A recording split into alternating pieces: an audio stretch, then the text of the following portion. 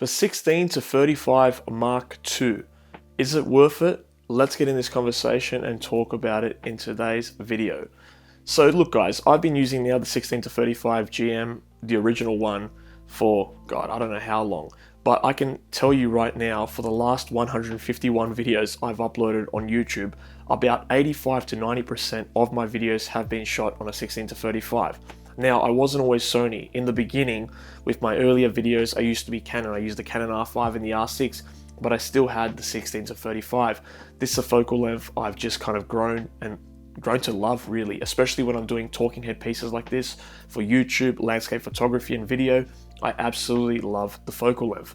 So a majority of my videos you'll see going back, especially when they're talking heads, have been shot with the 16-35.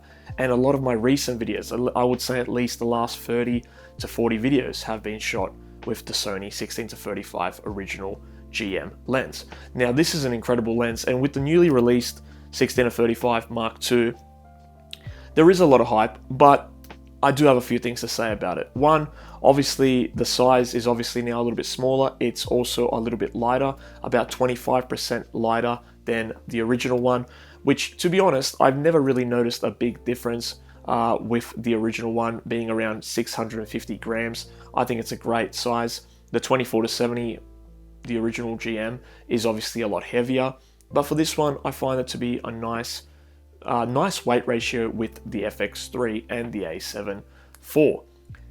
With that being said, obviously there's a few new features, but we're going to talk about why I don't believe it's worth the upgrade, and if you guys are in the market looking for a wide angle lens, why I still will recommend the 16-35 GM original one. So let's get into it. Now there is a few new changes with the new Mark II. The focus distancing is obviously a lot closer. It's 22 centimeters rather than 28 centimeters on this one, which, to be honest, wasn't really a big game changer or deal breaker for me. I felt the 28 centimeters was pretty close enough, just about almost a little bit less than a ruler for focus, so I thought that was okay. And if you're shooting on a high megapixel camera, you can always crop in and, you know, get that kind of shot if you want it kind of nice and close up. 6 centimeters doesn't make a big difference for me, where I say it's like, you know, it's drastic and I've got to get it, right? Then the next thing was focus compensation. They said the focus compensation has, the focus breathing compensation, the focus breathing on the Mark II has improved significantly. I've looked at the reviews. I haven't noticed a major difference. I think this one handles really well, and if you do have focus compensation on your camera, you're not going to notice anything, to be honest, so it's not a big deal for me. Now, sharpness and contrast, the original GM has always been super sharp for me. The contrast is great. I haven't had really much issues with vignetting, flaring.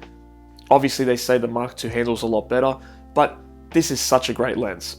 It's been out now for more than 7 years and it still holds its own. The fact that the GM2 doesn't show a significant improvement over the GM1 shows you just how good and versatile the GM1 is. And honestly guys, like, all the content I've shot on this has been impeccable, guys. I've never seen a reason to upgrade. And while the GM2 is nice, it's a little bit smaller. It doesn't, the lens doesn't come out as much as this one. It's about 1 centimeter roughly. I still will choose this one over the GM2. And there's a couple reasons why. One, this still does the job. The autofocus is silent. It's fantastic. It gets everything I need done. It's super versatile, weather sealed.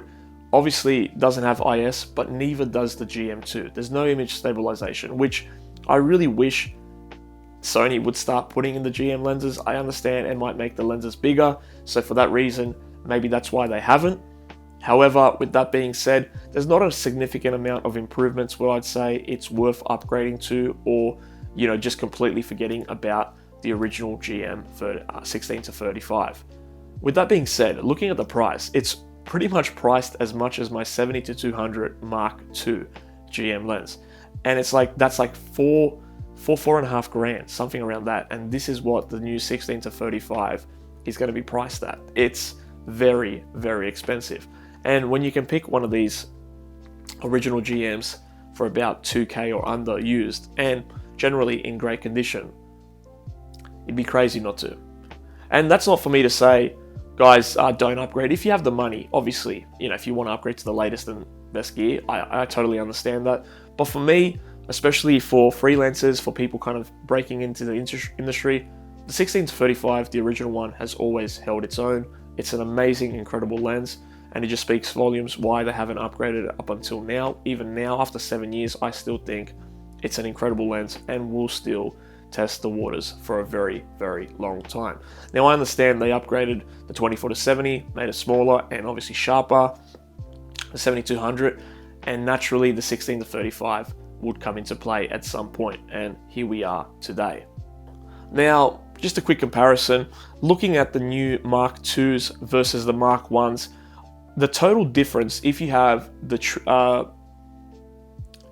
Trinity set, so the 16-35, 24-70, and 70-200, and you compare that to the Mark II Trinity, the difference in total weight is 759 grams. So it's almost a kilo we're talking here, guys, when you're carrying a bag, if you go with the set of Mark IIs over the Mark Is. But with that being said, I've always liked the Mark Is. I've got the 24-70, the original one, which I absolutely love. Don't get me wrong.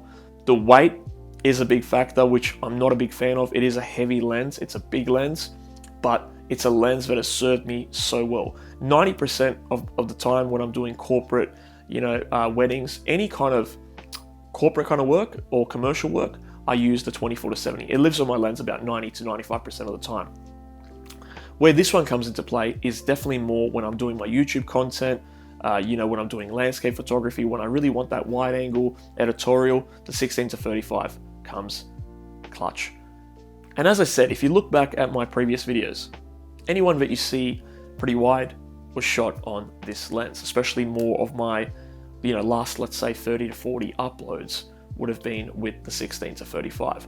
Now, I will say this, I did buy the 20mm f1.8, did a review on it, really liked the lens, but I regretted it, actually. I regretted the sale because what happened was I sold this one. I was going for a financial situation. I thought, I don't need the 16-35, I'll buy a 20mm, whatever the case. I bought it and I just realized how much I missed the 16-35, the clarity, the sharpness, just overall the lens in general, having that focal length. So I sold the 20mm and ended up buying the 16-35 again. And I can guarantee this now, guys, I will not sell the 16-35 again. It's an incredible lens, absolutely love it. So with that being said, guys, if you are in the market looking for a new lens and you're looking for a wide lens, or you already have the 16-35 original one, save your money, guys, and look at buying other things that you might need, perhaps lighting or other gear. This is just my friendly advice, of course.